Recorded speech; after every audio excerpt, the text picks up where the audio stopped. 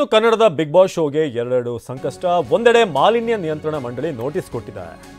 Big boss ಶೋಗೆ ಎರಡೆರಡು ಸಂಕಷ್ಟ ಎದುರಾಗಿದೆ. ಈಗ ಒಂದ್ ಕಡೆ ಮಾಲಿನ್ಯ ನಿಯಂತ್ರಣ ಮಂಡಳಿ ಕೊಟ್ಟಿರುವಂತಹ ನೋಟಿಸ್, ಮತ್ತೊಂದು ಕಡೆ ಪೊಲೀಸ್ ಅನುಮತಿಯನ್ನು ಕೂಡ ಪಡೆದಿಲ್ಲ. ಈ ಹಿಂದೆ ವಿದ್ಯುತ್ ಸಂಪರ್ಕ ಕಡಿತಕ್ಕೆ ನೋಟಿಸ್ ನೀಡಲಾಗಿತ್ತು.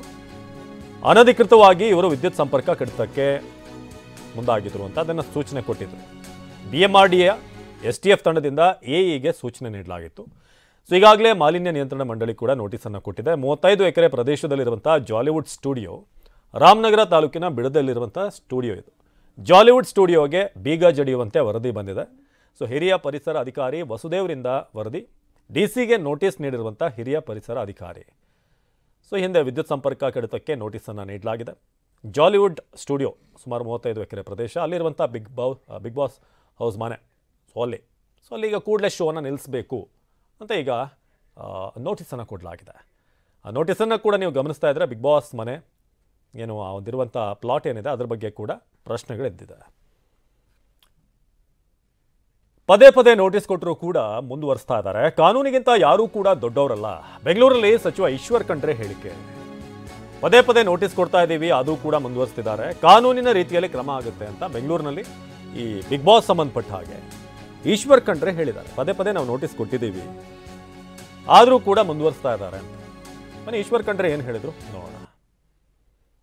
ನೋಡಿ, ವೇಲ್ ಸ್ಟುಡಿಯೋಸ್ ಆ್ಯಂಡ್ ಎಂಟರ್ಟೈನ್ಮೆಂಟ್ ಸ್ಟುಡಿಯೋಗೆ ಈ ಹಿಂದೆ ರಾಮನಗರ ಪ್ರಾದೇಶಿಕ ಕಚೇರಿ ಅಧಿಕಾರಿಗಳು ಮಾರ್ಚ್ 2024ಕ್ಕೆ ಒಂದು ನೋಟಿಸನ್ನು ಕೊಡ್ತಾರೆ. ಅಲ್ಲಿ ಪರಿಶೀಲನೆ ಮಾಡ್ತಾರೆ.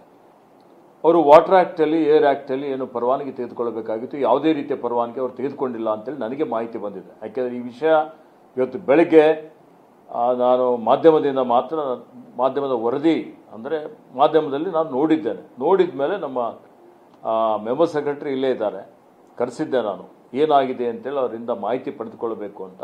ನನಗೆ ಅವರು ಮಾಹಿತಿ ಕೊಟ್ಟ ಪ್ರಕಾರ ಈಗ ಬೆಳಿಗ್ಗೆ ಅವರು ಪರವಾನಗಿನೂ ತೆಗೆದುಕೊಂಡಿಲ್ಲ, ಅರ್ಜಿನೂ ಹಾಕಿಲ್ಲ, ಪದೇ ಪದೇ ಅವರಿಗೆ ಹೋಗಿ ಪರಿಶೀಲನೆ ಮಾಡಿ ನೋಟಿಸ್ ಕೊಟ್ಟರು. ಅವರು ಅಮ್ಯೂಸ್ಮೆಂಟ್ ಪಾರ್ಕ್ ಇರ್ಬೋದು, ಆ ಆ್ಯಕ್ಟಿವಿಟಿ ಹಾಗೆ ಮುಂದುವರಿಸ್ಕೊಂಡು ಹೋಗ್ತಾ ಇದ್ದಾರೆ. ಇದು ಸರ್ವೋಚ್ಚ ನ್ಯಾಯಾಲಯದ ತೀರ್ಪಿನ ಉಲ್ಲಂಘನೆ ಆಗ್ತದೆ. ಇವತ್ತು NGT ತೀರ್ಪಿನ ಉಲ್ಲಂಘನೂ ಆಗ್ತದೆ. ಅದಕ್ಕೆ ಯಾವುದೂ ಕಂಪ್ಲೈ ಮಾಡಿಲ್ಲ ಅಂತೇಳಿ ಹೇಳಿ ಅವರಿಗೆ ಕ್ಲೋಸರ್ ನೋಟಿಸನ್ನು ಕೊಟ್ಟಿದ್ದಾರೆ. ಕಾನೂನು ರೀತಿಯ ಕ್ರಮ ಆಗ್ತದೆ. ನೋಡಿ, ಯಾರೂ ಕಾನೂನಿಗಿಂತ ದೊಡ್ಡವರಿಲ್ಲ. ಎಲ್ಲರೂ ಈ ನೆಲದ ಕಾನೂನನ್ನು ನಾವು ಗೌರವಿಸಲೇಬೇಕಾಗ್ತದೆ. ಅನುಷ್ಠಾನ ಮಾಡುವಂಥ ಕೆಲಸ ನಮ್ದಿದೆ, ಅದನ್ನು ಜಾರಿ ಮಾಡುವಂಥ ಕೆಲಸ ಮಾತ್ರ ಮಾಡ್ತಾ ಇದ್ದೇವೆ. ಅದಕ್ಕೆ ಯಾವುದೇ ರೀತಿಯ ಬೇರೆ ರೀತಿಯ ಆಲೋಚನೆ ಮಾಡುವಂಥದ್ದು ಅವಶ್ಯಕತೆ ಇಲ್ಲ. ಅದ್ರ ಬಗ್ಗೆ ನನಗೆ ಮಾಹಿತಿ ಇಲ್ಲ.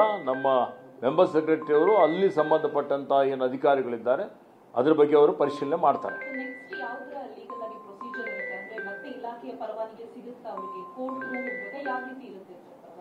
ನೋಡಿ, ಕೋರ್ಟ್ಗೆ ಹೋಗ್ಲಿಕ್ಕೆ ಎಲ್ಲರಿಗೂ ಮುಕ್ತವಾದಂಥ ಅವಕಾಶ ಇದೆ ಅಲ್ವಾ? ಕಾನೂನು ರೀತಿ ಅವ್ರು ಏನು ಅಪೀಲ್ ಮಾಡಬೇಕಾಗಿದೆ ಅವ್ರು ಅಪೀಲ್ ಮಾಡ್ಕೊಳ್ಳಿ. ನೋಡಿ.